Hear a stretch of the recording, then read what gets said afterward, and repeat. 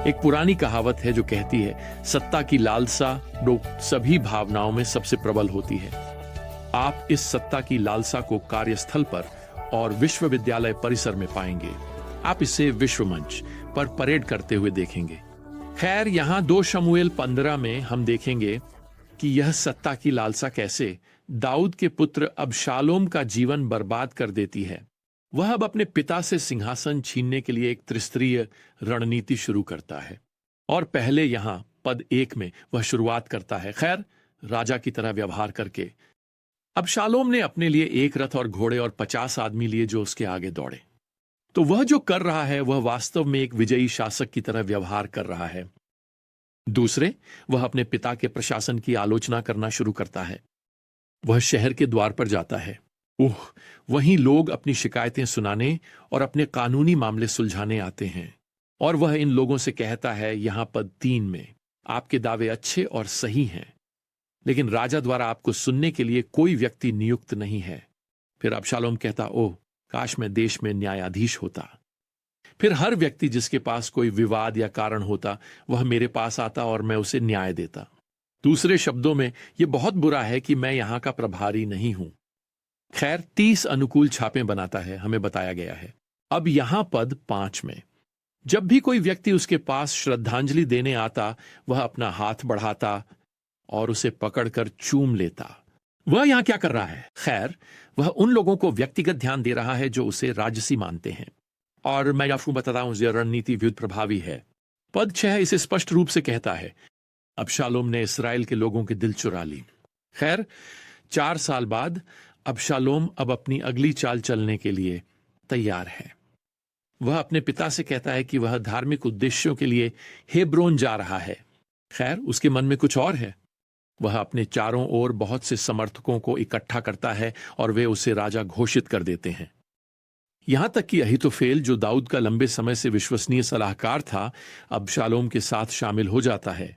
और अंततः विद्रोह अब उस बिंदु पर पहुंच जाता है कि दाऊद को इसके बारे में पता चल जाता है। वह समझता है कि वह यरूशलेम में सत्ता बनाए नहीं रख सकता। वह यह भी पहचानता है कि उसकी अपनी जान खतरे में है। पद 14 कहता है, तब दाऊद ने अपने सभी सेवकों से कहा जो यरूशलेम में उसके साथ थे, उठो और चलो, नहीं तो अबशालोम से हमारे लिए कोई बचाव नहीं होगा। और इसके साथ ही दाऊद अब अपनी जान बचाने के लिए यरूशलेम से भाग रहा है। मैं कुछ लोगों की ओर ध्यान दिलाना चाहता हूं जिनसे वह रास्ते में मिलता है। पहले, एक सेनापति है जिसका नाम इत्तै है और उसके 600 सैनिक हैं। वे सभी दाऊद की सहायता करने का प्रस्ताव देते हैं, लेकिन यहां पद 19 में दाऊद उससे कहता है कि वह अबशालोम की सेवा करने में ही बेहतर रहेगा। दाऊद वास्तव में ऐसा लगता है कि उसने अपनी गद्दी हमेशा के लिए खो दी है। इत्तै इसे अस्वीकार करता है और वह दाऊद से यहां पद 21 में कहता है, जैसे प्रभु जीवित हैं, जहां भी मेरे प्रभु राजा होंगे, चाहे मृत्यु के लिए हो या जीवन के लिए, वहां आपका सेवक भी होगा। आपके पास ऐसा वफादार मित्र है और आप अत्यंत धन्य हैं। अगला, मैं याजक अबियातार और सादोक की ओर ध्यान दिलाना चाहता हूं। वे लेवियों के साथ शहर से बाहर आते हैं और वे वाचा के संदूक को ले जा रहे हैं। दाऊद उन्हें यरूशलेम लौटने और उनके साथ संदूक ले जाने के लिए कहता है। वह इस मामले को प्रभु के हाथों में छोड़ने जा रहा है। यदि यह प्रभु की इच्छा है तो वह यरूशलेम लौटेगा।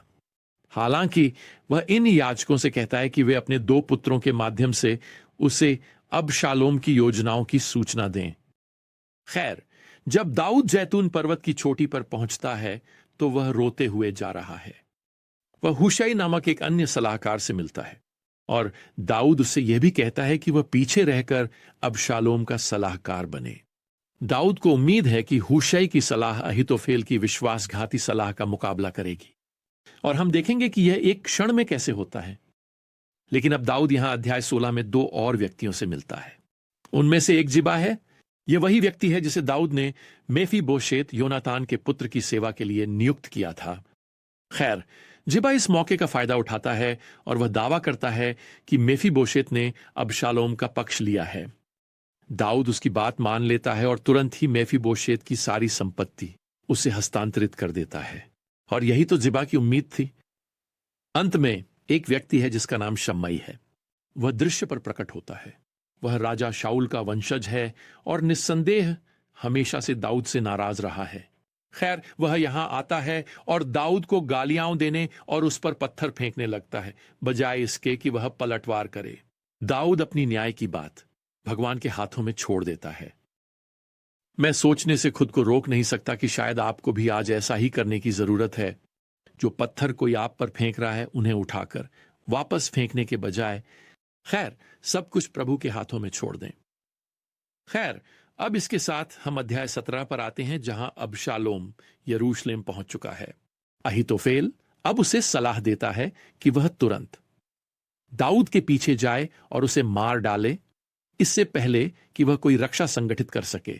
लेकिन हूशै उस सलाह का विरोध करता है और वह कहता है कि अबशालोम को तब तक इंतजार करना चाहिए जब तक वह अपने सिंहासन पर स्थापित नहीं हो जाता।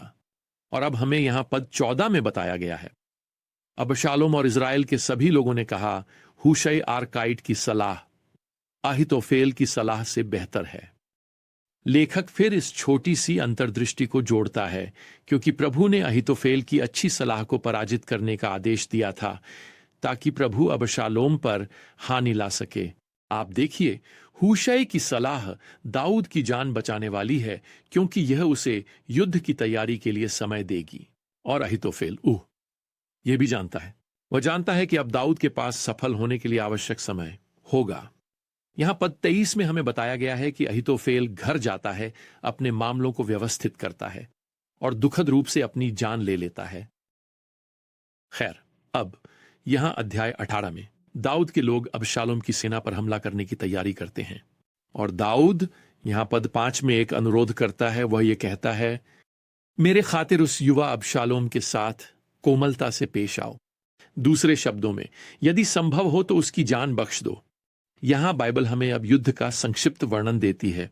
श्लोक 7, इजराइल के लोग वहां दाऊद के सेवकों द्वारा पराजित हुए और उस दिन का नुकसान बहुत बड़ा था, 20,000 लोग। अब स्पष्ट रूप से अध्याय 18 का अधिकांश भाग अबशालोम की मृत्यु पर केंद्रित है और हमें यहां पद 9 में कुछ असामान्य विवरण दिए गए हैं। अबशालोम अपने खच्चर पर सवार था और खच्चर एक बड़े बलूत के पेड़ की घनी शाखाओं के नीचे चला गया और उसका सिर बलूत में फंस गया और वह आकाश और पृथ्वी के बीच लटका रहा, जबकि उसके नीचे का खच्चर आगे बढ़ गया। और एक व्यक्ति ने इसे देखा और योआब से कहा, देखो, मैंने अबशालोम को एक बलूत में लटका हुआ देखा। खैर, जब योआब इस सैनिक से पूछता है, तुमने अबशालोम को क्यों नहीं मारा, वह अबशालोम की जान बख्शने के लिए दाऊद की विनती को दोहराता है। खैर, जनरल योआब जानता है कि अगर अबशालोम को जीवित छोड़ दिया गया तो वह दाऊद के सिंहासन के लिए कितना खतरनाक होगा। तो यहां पद 14 में योआब व्यक्तिगत रूप से अबशालोम के दिल में भाला मारता है। खैर, जब दाऊद को यह सब पता चलता है तो वह इस विजय पर खुश नहीं होता। इसके बजाय वह अपने बेटे की मृत्यु पर शोक करता है। दाऊद ने शायद अपना सिंहासन वापस पा लिया हो, लेकिन उसने अपने बेटे को खो दिया है। और वह यहां पद 33 में पुकारता है, हे मेरे पुत्र अबशालोम, मेरे पुत्र अबशालोम, काश मैं तुम्हारे स्थान पर मर जाता। अपने पुत्र की हानि के कारण उसकी विजय बहुत खाली लगती है। अब मुझे यहां कुछ जोर देना है, विजय अभी भी पूरी नहीं हुई है। दाऊद अभी तक अपने सिंहासन पर वापस नहीं आया है। उसके लोग अभी भी संख्या में कम हैं और वे भाग रहे हैं।